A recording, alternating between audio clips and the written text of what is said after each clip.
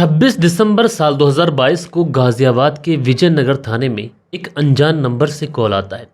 Police जब उस call को उठाती है तो सामने से जो व्यक्ति बोलता है वो बोलता है कि साहब, मैं फला फला जगह से बोल रहा हूँ और यहाँ पर एक महिला सडन ही उसकी डेथ हो गई। और साहब, न जाने मुझे क्यों ऐसा लग रहा है कि इस महिला की जो मौत है ये नेचुरल डेथ नहीं है, बल्कि इस महिला की हत्या की गई है। अगर एक बार आ जाते, अपनी छानबीन कर लेते, तो शायद इस महिला को इंसाफ मिल पाता। अब जैसे ही पुलिस ये बात सुनती है, पुलिस को लगता है कि चलो ठीक है, एक बार जाकर चेक कर लेना चाहिए। लिहाजा पुलिस की जो एक टीम होती है तुरंत उस जगह पर पहुंचती है, घटनास्थल वाले पे, और जो घर बताया गया था उस घर का दरवाज़ा खटखटाती है।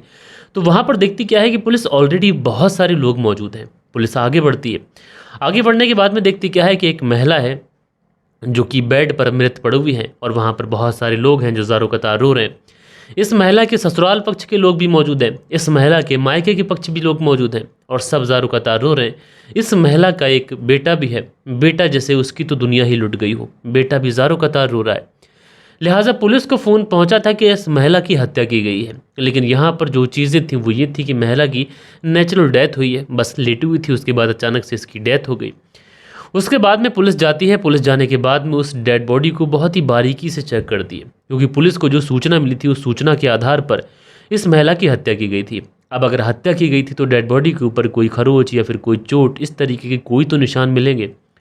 लेकिन दोस्तों, पुलिस उस डेड बॉडी को बहुत ही बारीकी के साथ में चेक करती है। वहाँ पर कोई भी चोट का निशान नहीं था, कोई भी खरोच का निशान नहीं था, यहाँ तक कि गले पर भी कोई निशान मौजूद नहीं था। लेकिन पुलिस को सूचना मिली थी, इसलिए पुलिस सोचती है कि चलो ठीक है, एक बार तसल्ली के लिए पोस्टमार्टम करा लेते हैं। और उसके बाद में पुलिस वाले जो थे वो इस डेड बॉडी को पोस्टमार्टम के लिए भेज देते हैं। यहाँ पर दोस्तों, पुलिस ने जब डेड बॉडी को पोस्टमार्टम के लिए भेजा था तो सबको यही लग रहा था कि एक नेचुरल डेथ है। लेकिन जब पोस्टमार्टम की रिपोर्ट आती है, पुलिस जब इस पूरे केस का खुलासा करती है, तो यकीन मानिए दोस्तों, जब आप लोग इस पूरे केस के ट्विस्ट एंड टर्न्स को समझेंगे तो आप लोग भी अपने कानों पर विश्वास नहीं करेंगे।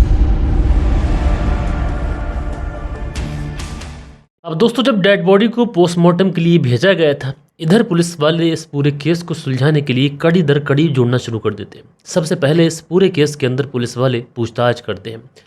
पूछताछ करते हैं इस महिला के परिवार वालों से, इसके मायके वालों से, इसके ससुराल वालों से। सब लोग अपने अपने बयान दर्ज करवाते हैं। उसके बाद में इस महिला के पति से भी पूछा जाता है। तो ये जो महिला का पति होता है ये बताता है कि दरअसल उसकी जो पत्नी भाबिया है, भाबिया उर्फ बेबी, इसकी उम्र तकरीबन 35 वर्ष के आसपास है, और कल ये इंदौर से लौटी थी। हमने सब ने शाम को बैठकर खाना साथ में खाया। उसके बाद हम सब सो गए, और सुबह को जब मैं उठा तो मैंने अपनी पत्नी को मृत पाया।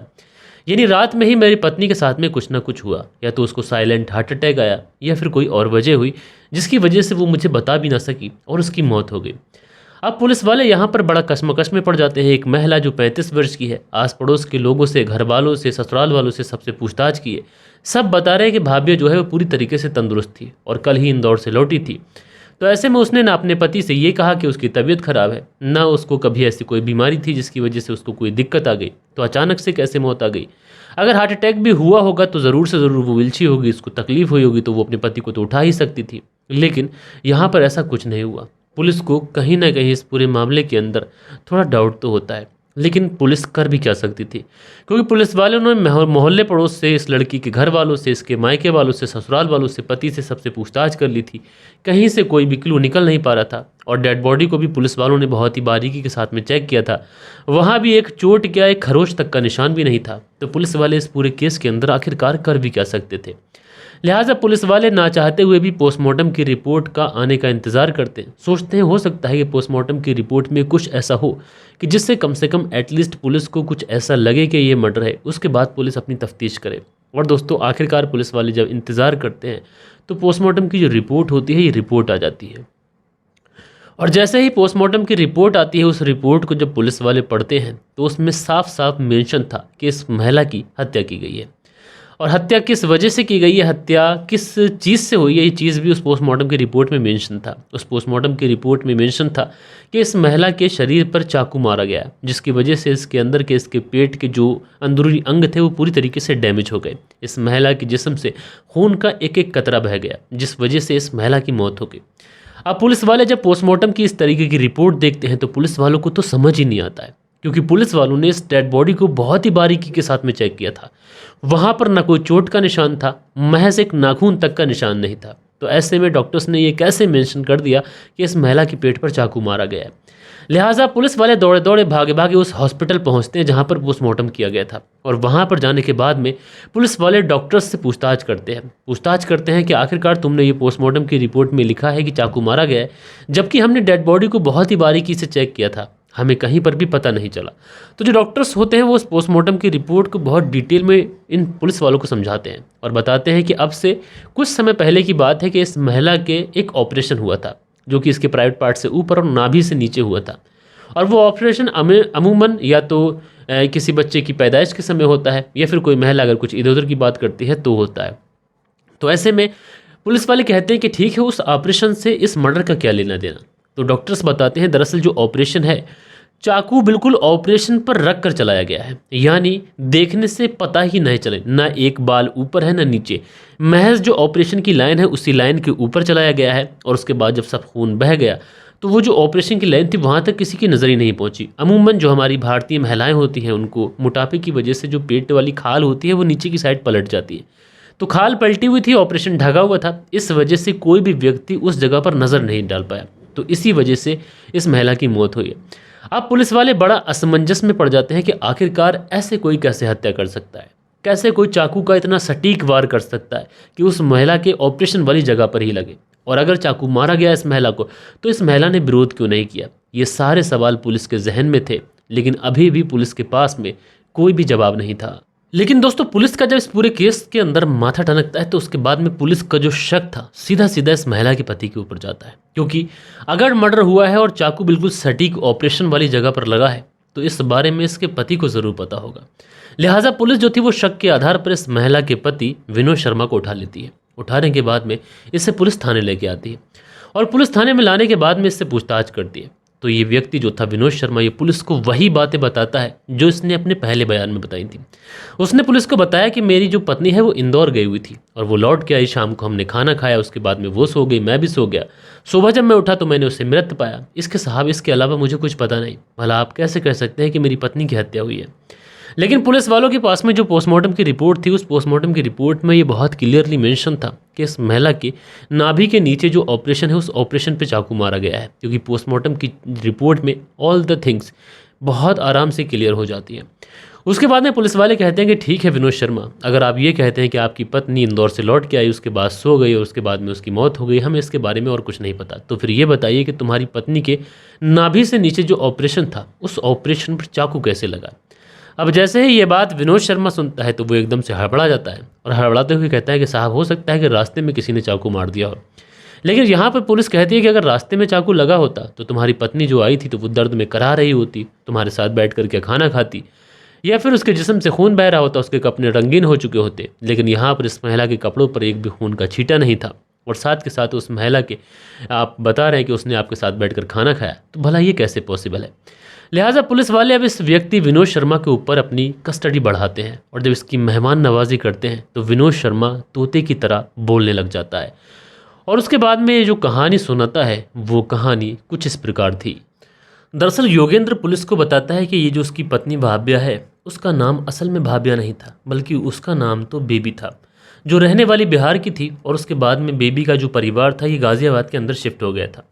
लेकिन जैसे जैसे बेबी जवानी की दहलीज पर कदम रखती है, इस बेबी की मुलाकात होती है कि योगेंद्र नाम के व्यक्ति के साथ में। अब योगेंद्र से जब इसकी मुलाकात होती है तो दोनों ही एक दूसरे से पहली नज़र में ही प्यार कर लेते हैं। अब योगेंद्र और बेबी दोनों एक दूसरे से बेइंतहा मोहब्बत करने लगे थे। दोनों एक दूसरे के साथ में कस्में वादे ले चुके थे, दोनों एक दूसरे के साथ में शादी करना चाहते थे।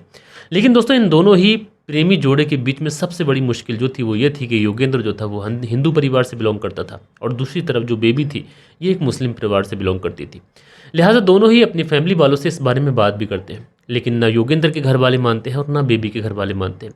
लेकिन आखिरकार परिवार के अगेंस्ट जाकर योगेंद्र और बेबी शादी कर लेते हैं, शादी करते हैं। शादी होने के बाद में जो बेबी थी ये बाकायदा अपना मुस्लिम धर्म छोड़ती है, हिंदू धर्म अपनाती है, और उसके बाद में ये अपना नाम बेबी से बदल कर अंजलि रखती है, और उसके बाद में ये योगेंद्र के साथ में उसके घर दिल्ली शिफ्ट हो जाती है।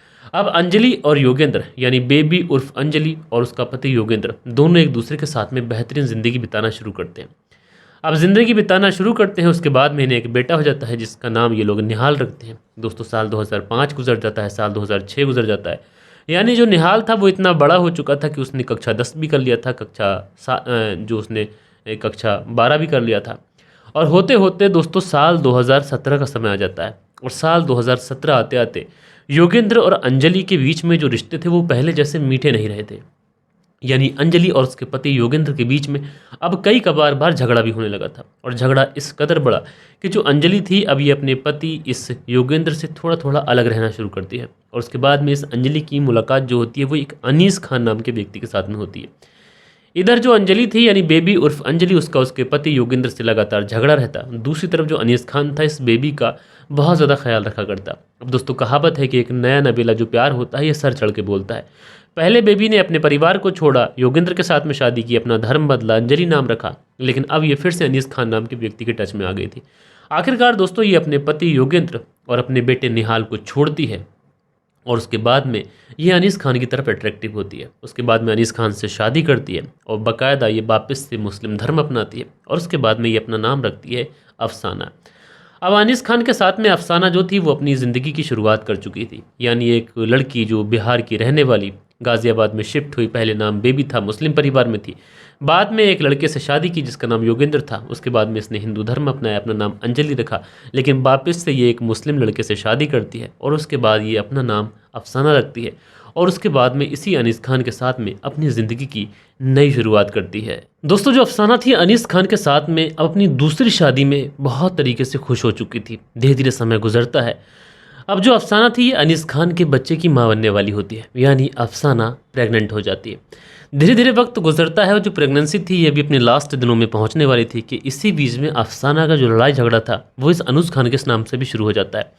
अब अनीस खान के इस व्यक्ति के नाम से जो झगड़ा शुरू होता है तो अफसाना फैसला करती है कि अनीस खान के साथ भी वो नहीं रहेगी। और उसके बाद में इसकी नज़र टकराती है एक व्यक्ति से जिसका नाम होता है विनोद शर्मा। उसके बाद में ये अनीस खान नाम के उस व्यक्ति से तलाक लेती है और उसके बाद में विनोद शर्मा को सारी बात बताती है। विनोद शर्मा इस अफसाना को उसके बच्चे के तौर पे यानी जो प्रेगनेंसी उसके पेट में है उसके साथ ही एक्सेप्ट करता है। और उसके बाद में विनोद शर्मा इस अफसाना से शादी कर लेता है। दोस्तों जब अफसाना विनोद शर्मा से शादी करती है तो ये अपना नाम बदल कर अब भाव्या रखती है और वापस से हिंदू धर्म अपनाती है।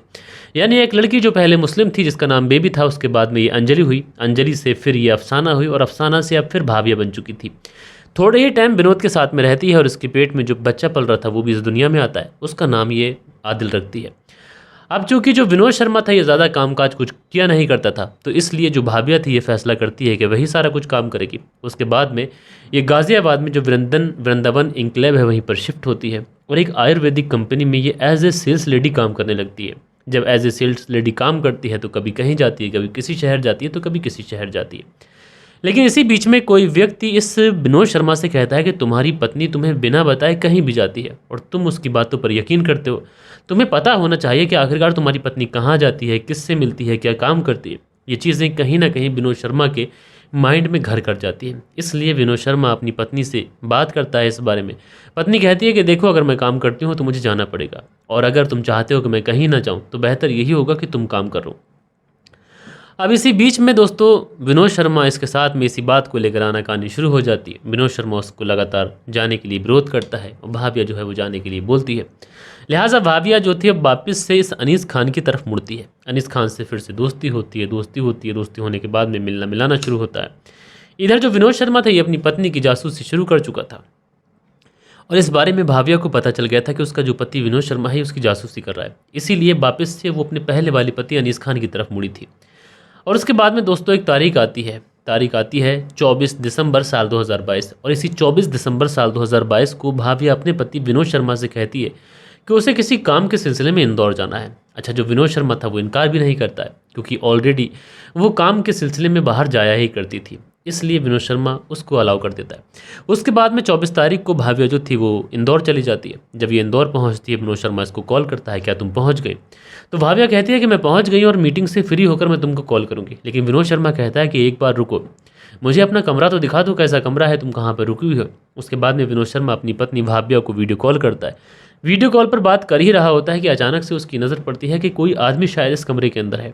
अब विनोद शर्मा इस भाव्या से विरोध करता है कि कौन है। अब इसी बीच में अनीस खान जो था वो किसी तरीके से कैमरे के सामने आ जाता है, क्योंकि अनीस खान वहाँ पर भाभिया के उस कमरे में मौजूद था और दोनों रंगरलियाँ मना रहे थे। लिहाजा विनोद शर्मा जो होता है वो कहता है कि तुम अपने पहले वाले पति अनीस खान के साथ में क्या कर रही हो। अनीस खान अब समझ चुका था कि विनोद को सब कुछ सच ही पता चल गया है, तो अनीस खान कैमरे के सामने आता है और आने के बाद में कहता है इस विनोद शर्मा से कि बेहतर यही होगा कि तुम गाजियाबाद छोड़ दो। अगर गाजियाबाद नहीं छोड़ोगे तो हो सकता है कि तुम्हारी हत्या हो जाए। अब विनोद शर्मा सोचता है कि ये जो महिला है आखिरकार किस तरीके की महिला है, वो अपने पति को ही अपने प्रेमी से धमकी दिलवा रही है। लिहाजा उस समय तो विनोद शर्मा कॉल काट देता है, लेकिन कहीं ना कहीं मन ही मन में इसके बहुत सारे सवाल थे। पहला सवाल तो ये था कि जो भाभिया है अगर जिंदा रहेगी तो हो सकता है कि मेरे बाद में ये किसी और से शादी करे, फिर उसका कत्ल करा दे या फिर जो पुरुष हैं उनको आपस में लड़ाए। इसलिए अगर मैं भाभिया को ही रास्ते से हटा दूँ तो कैसा रहेगा। उसके बाद में 25 दिसंबर को जब भाभिया लौट के आती है तो उसके बाद में ये अपनी पत्नी के साथ बैठकर खूब सारी शराब पीता है। जब भाभिया काफ़ी ज़्यादा ड्रंक हो जाती है उसको बेड पर लिटालता है और उसके बाद में किचन से चाकू लेके आता है और चाकू सटीक उसी ऑपरेशन वाली जगह पर गड़ाता है। भाभिया जो कि ऑलरेडी ड्रंक थी उसको कुछ पता ही नहीं चलता है और उसके जिस्म से खून बहता जाता है और भाभिया की मौत हो जाती है। अगले दिन सुबह को 26 दिसंबर साल 2022 को ये भाभिया के मायके वालों को, अपने परिवार वालों को, सबको कॉल करता है, क्योंकि उससे पहले इसने डेड बॉडी की अच्छे से साफ़ सफाई कर ली थी। उसके कपड़ों को इसने वॉशिंग मशीन में डालकर धो दिया था, सारा जो एरिया था वो सब साफ़ कर दिया था। बेटे से ये बोल दिया था कि तुम्हारी माँ थक गई इसलिए वो सो रही है, उसे परेशान मत करना। सारी चीज़ें इसने सेट कर ली थी, परिवार वाले आ गए थे, अंतिम संस्कार की तैयारियाँ चल रही थी। लेकिन कहीं ना कहीं जो भाभिया का भाई टीपू होता है उसको अपने इस जीजा विनोद शर्मा के ऊपर शक हो जाता है। उसके बाद में वो सीधा विजयनगर थाने में कॉल करता है, पुलिस पहुंचती है और उसके बाद में इस पूरे ब्लाइंड मर्डर का खुलासा हो जाता है। यहाँ पर दोस्तों आप लोग देखेंगे कि यहाँ पर विनोद शर्मा कितना ज़्यादा चतुर था कि उसने कत्ल भी किया तो कितनी ज़्यादा सटीक प्लानिंग के साथ में। लेकिन दोस्तों कहते हैं ना कि क्राइम किसी भी रास्ते का हल नहीं होता। अगर यहाँ पर विनोद शर्मा चाहता तो इस भाभिया से दूरी बना सकता था, क्योंकि भाभिया एक अच्छी लड़की नहीं थी, क्योंकि ऑलरेडी वो पहले अपने माता पिता को छोड़ती है, एक योगेंद्र से शादी करती है, फिर योगेंद्र को छोड़ती है, अनीस खान से शादी करती है, फिर अनीस को छोड़ती है, फिर विनोद शर्मा से शादी करती है और अब विनोद शर्मा को छोड़कर वापस से अनीस खान से शादी करने वाली थी। बहरहाल दोस्तों आप लोग इस पूरी कहानी के बारे में क्या सोचते हैं, अपनी राय नीचे कमेंट्स में दीजिएगा। बाकी दोस्तों मिलते हैं कल के दिन किसी और स्टोरी के साथ में। जब तक के लिए अपना ख्याल रखिएगा, देश का ख्याल रखिएगा। जय हिंद, जय भारत।